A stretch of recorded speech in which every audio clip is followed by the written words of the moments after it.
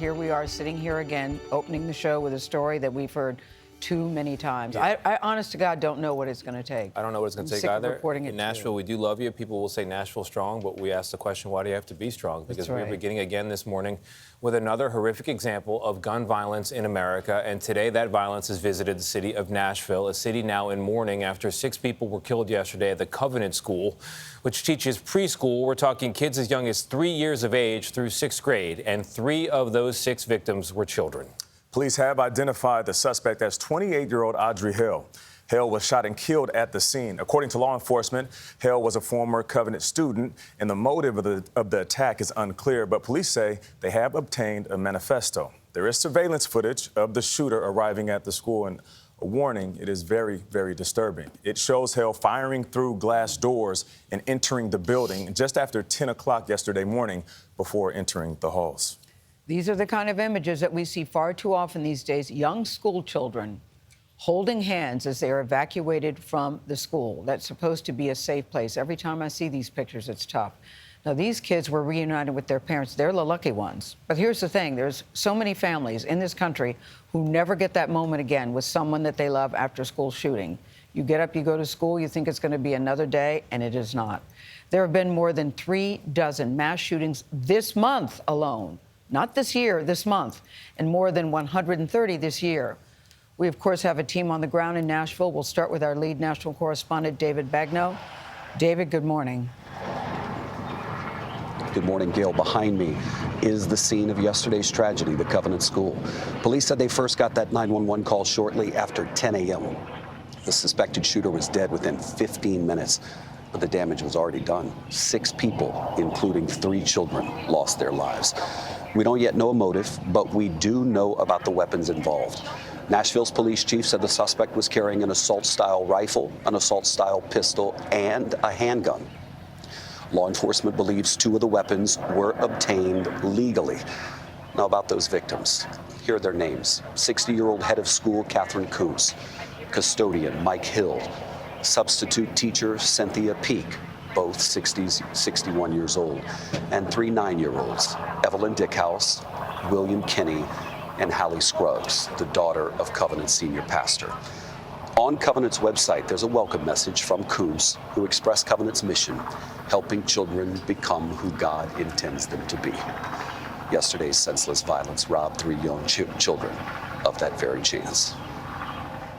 The silent surveillance footage shows the shooter driving into the Covenant School's parking lot in a Honda Fit around 9:53 a.m. You can see children on a playground in the background. Nearly 20 minutes later, the shooter fires through glass doors on the side of the building to gain entry. Confirmed active shooter. Police say they received a call about an active shooter at 10:13 a.m. By that time, the surveillance video shows the shooter was already in a hallway inside the school. 5 minutes after that, opening a door to an office and then re-emerging moments later. I was hoping this day would never, ever come here in this city, but we would never wait to make entry and to go in and to stop a threat, especially when it deals with our children. Authorities say the shooter's victims were on the building's first floor. And when police arrived, the shooter was firing at responding officers from a window on the 2nd floor. These images show where the bullets hit police car windshields. 14 minutes after receiving that 911 call, police say they killed the shooter. In the immediate aftermath, school buses evacuated Covenant students to nearby Woodmont Baptist Church. There, they held hands as they got off the bus single file before reuniting with their families, who were so anxious to see them.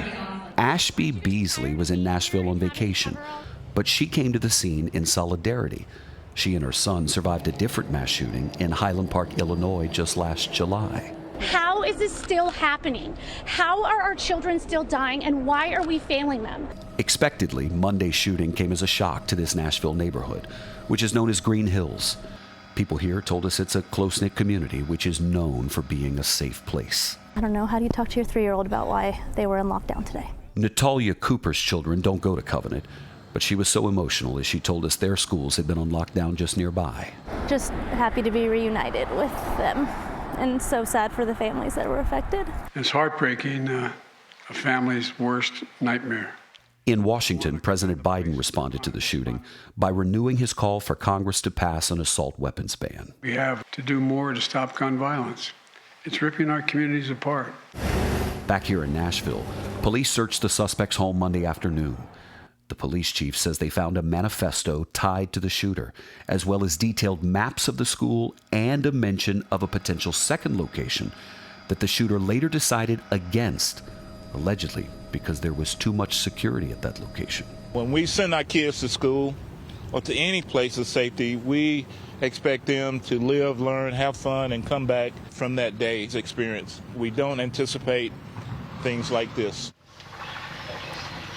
You just heard the police chief say we don't anticipate things like this. Even so, CBS News has confirmed the Covenant School underwent active shooter training in January of last year, plus trauma medical training 1 year ago today.